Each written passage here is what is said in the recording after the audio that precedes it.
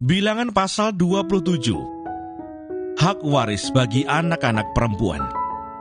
Kemudian mendekatlah anak-anak perempuan Selafehat bin Hefer, bin Gilead, bin Makir, bin Manasye, dari kaum Manasye bin Yusuf.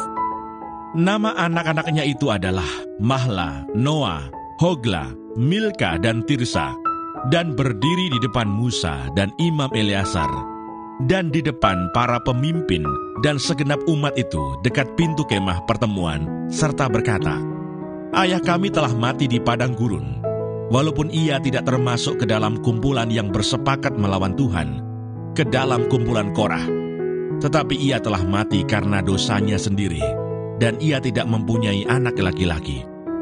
Mengapa nama ayah kami harus hapus dari tengah-tengah kaumnya? Oleh karena ia tidak mempunyai anak laki-laki. Berilah kami tanah milik di antara saudara-saudara ayah kami." Lalu Musa menyampaikan perkara mereka itu ke hadapan Tuhan.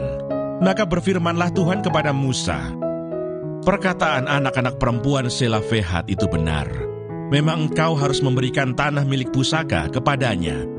Di tengah-tengah saudara-saudara ayahnya, engkau harus memindahkan kepadanya hak atas milik pusaka ayahnya.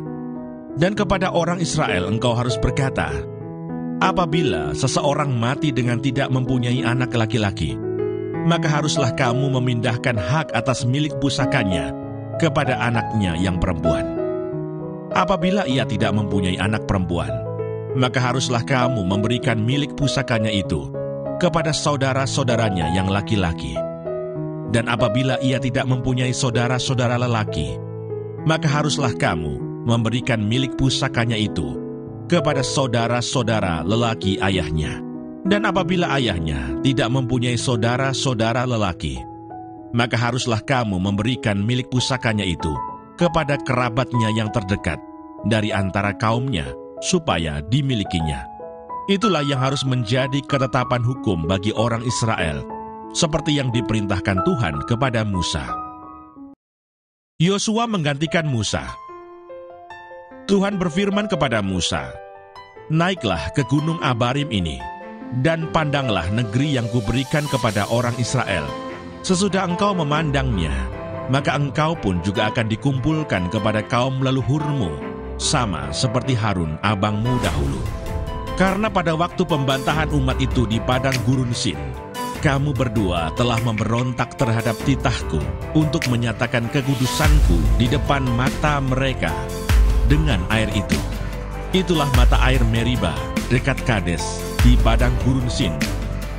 Lalu berkatalah Musa kepada Tuhan, "Biarlah Tuhan, Allah dari roh segala makhluk, mengangkat atas umat ini seorang yang mengepalai mereka waktu keluar dan masuk, dan membawa mereka keluar dan masuk, supaya umat Tuhan jangan hendaknya seperti domba-domba yang tidak mempunyai gembala."